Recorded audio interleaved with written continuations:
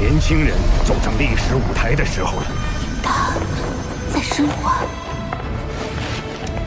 这份体悟是很多魂师究其一生都没有的机缘。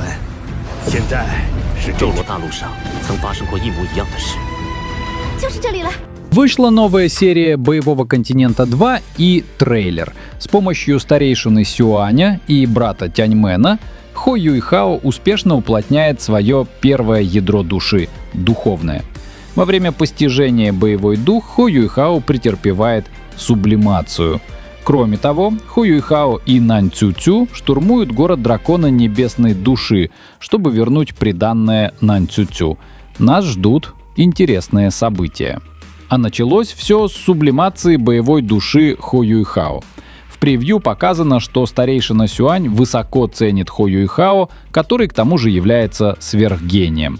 Хо Юйхао успешно сгустил свое духовное ядро со своим-то уровнем, и его ужасающая скорость поглощения энергии небес и земли потрясла даже Янь Шаодже и Сянь Линьер, которые подумали, что кто-то прорвался к титулованному. Однако, сгустив свое духовное ядро души, Хо Юйхао не сразу пробудился. Вместо этого он продолжил постигать силу пространства. Старейшина Сюань не стал тревожить его и ушел, не желая, чтобы кто-то еще беспокоил Хо Юйхао. Однако он не помешал Тан Утун навестить его. Тан Утун наблюдала, как Хо Юйхао парит в воздухе, постигая его внутреннюю силу. Ее собственная духовная сила резонировала с его собственной, и две духовные силы слились воедино. Более того, Тан Утун воскликнула, что боевой дух Хо Юйхао претерпевает сублимацию. В конце концов, боевой дух Тан Утун был божественного уровня. Раньше Хо Юйхао не мог слиться с ее боевым духом, но теперь он мог резонировать с ее духовной силой. А это означало, что уровень боевого духа Хо Юйхао постепенно улучшался. Сила, исходящая от тела Хо Юйхао, могла тонко влиять на ее собственную духовную силу. Всего месяц спустя Тан Утун внезапно заметила, как Хо Юйхао просыпается, пока она была рядом с ним. Она была очарована его уникальным, возвышенным духовным взглядом. В оригинале старейшина Сюань даровал Тан Утун особое разрешение свободно входить и выходить из золотого древа. Когда Хо Юйхао постигал силу пространства, глядя на Тан Утун перед собой, он снова принял ее за свою возлюбленную Ван Дунер и тут же невольно обнял ее, шепча о своей любви и тоске. В прошлый раз, когда они обнимались на озере морского бога, Тан Утун была в ярости и даже пыталась ударить Хо Юйхао. Но в этот раз все было иначе. Тан Утун не возражала и позволила Хо Юйхао обнять себя.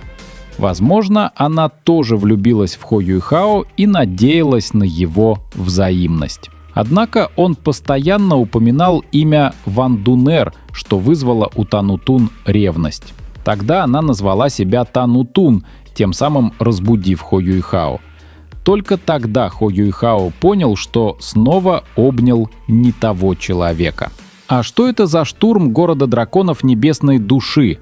В трейлере показано, что после того, как Хо Юйхао полностью стабилизировал свое духовное ядро, он вернулся в секту Тан и отправился в новое приключение вместе с Нань Цю-Цю.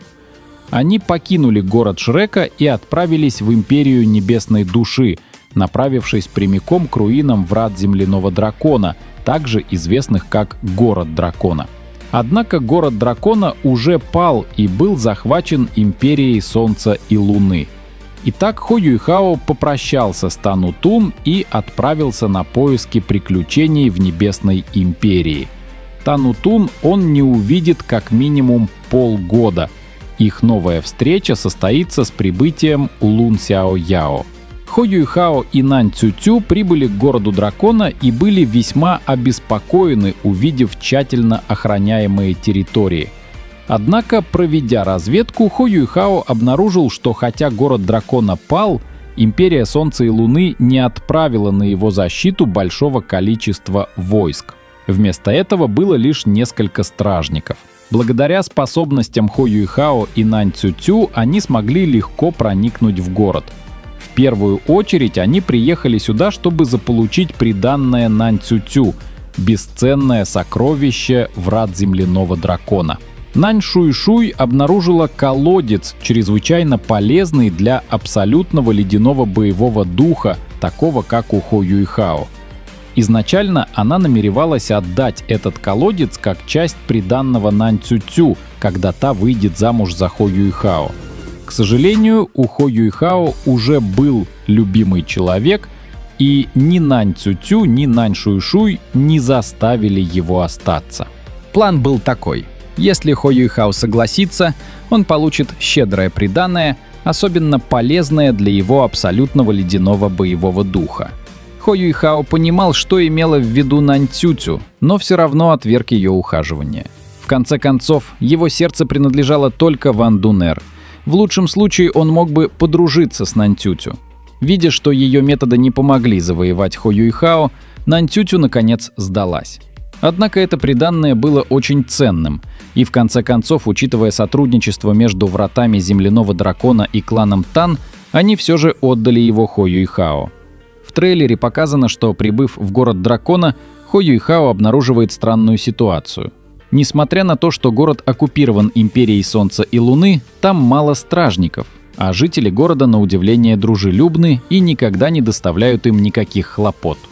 Хо Юйхао действительно не ожидал, что аресты Империи Солнца и Луны, Академии и сект, участвовавших в соревновании мастеров душ, а также поддержка стоящего за этим культа Святого Духа приведут к всеобщим страданиям везде, где проходила Империя Солнца и Луны. Но он и представить себе не мог, что люди смогут жить нормальной жизнью, а торговцы смогут свободно путешествовать туда и обратно. Хо Юйхао также узнал, что многие из первых дворян города дракона получили странные духовные инструменты от торговцев из Империи Солнца и Луны. Из любопытства Хо Юйхао пробрался в особняк правителя города, чтобы узнать о планах и целях Империи Солнца и Луны. Духовные технологии Империи Солнца и Луны самые передовые на континенте. Они предоставили народу и знати самые современные производственные и бытовые инструменты, сделав их неотделимыми от удобных и недорогих товаров. После этого три королевства, изначально принадлежавшие боевому континенту, потеряют расположение людей и полностью покинут этот континент. Таинственный маршал Империи Солнца и Луны разработал план покорения врага без боя. Услышав это, Хо Юйхао почувствовал себя совершенно бессильным. Это открытый заговор и к тому же нерушимый. Даже зная, что противник хочет покорить народ, он все равно не может им помешать. Хо Юйхао не подозревал, что так называемый таинственный маршал на самом деле был Цзюйцзы, апельсинка. Более того, вместо того, чтобы силой подавлять жителей Небесной Империи, она щедро раздавала инструменты душ, совершенствуя их использование среди знати и простолюдинов, позволяя им оценить их удобство и ловкость. Как только все приняли инструменты душ, им больше не захотелось возвращаться к прежней жизни, и сердца людей неосознанно потянулись к Империи Солнца и Луны, включив город драконов в их территорию. Несмотря на охрану у ворот города драконов, Хо Юйхао и Наньцю-цю сумели проникнуть в город и добраться до врат земляного дракона, где нашли сокровище. Это сокровище — 10-тысячелетняя ледяная пещера, хранящая глубокий ледяной мозг и ледяные божественные кристаллы, бесценные реликвии. Для Хо Юйхао они значили многое, особенно для усиления его ледяного атрибута. Большое спасибо за просмотр. Подписывайтесь на канал, ставьте лайк и всем пока.